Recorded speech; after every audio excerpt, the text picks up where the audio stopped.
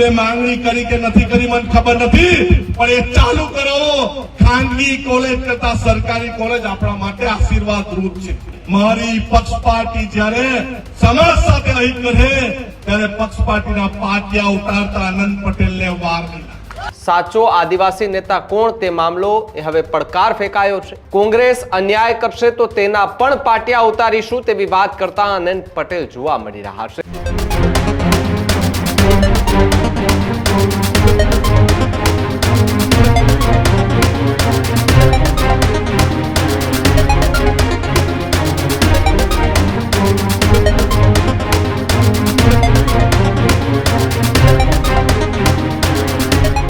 આગળ વાત વલસાડની કરીએ તો વલસાડમાં સાંસ્કૃતિક મહોત્સવ રાજકીય અખાડો બનતો દેખાઈ આવ્યો છે. સાથે જ વાત કરવામાં આવે તો ચાસ માંડવામાં આનંદ પટેલ સાંસદે એ ધવલ પટેલને ચેલેન્જ આપી છે. સાચો આદિવાસી નેતા કોણ તે મામલો એ હવે પડકાર ફેંકાયો છે. અમે કોઈ પક્ષ કે પાર્ટીના એ બંધાયેલા વાડામાં નથી એવી વાત આનંદ પટેલે કરી. કોંગ્રેસ અન્યાય કરશે તો તેના પણ પાટિયા ઉતારીશું તેવી વાત કરતા આનંદ પટેલ જોવા મળી રહ્યા છે. ત્યારે ફરી એકવાર દક્ષિણ ગુજરાતમાં પોલિટિકલ સ્ટન્ટ જોવા મળી રહ્યો છે. આદિવાસી નેતાઓ વચ્ચે ક્યાંક ને ક્યાંક ચેલેન્જનો દોર એ ફરી શરૂ થતો જોવા મળી રહ્યો છે.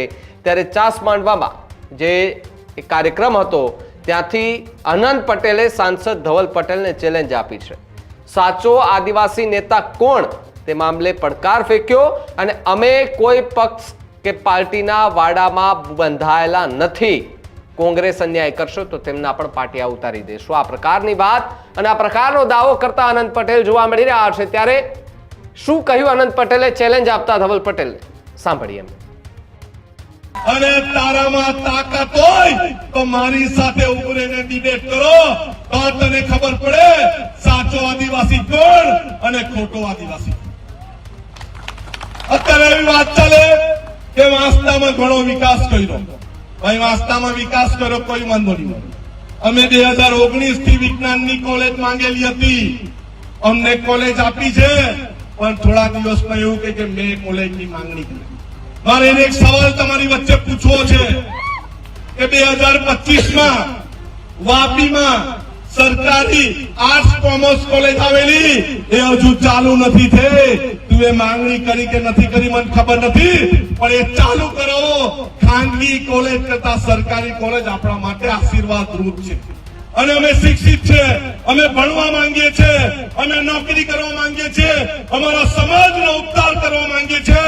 અમે કોઈ પક્ષ પાર્ટીના વાડામાં બંધાયેલા નથી. મારી પક્ષ પાર્ટી જ્યારે સમાજ સાથે અહિત કરે ત્યારે પક્ષ પાર્ટીના પાટિયા ઉતારતા આનંદ પટેલને વાર લીધા.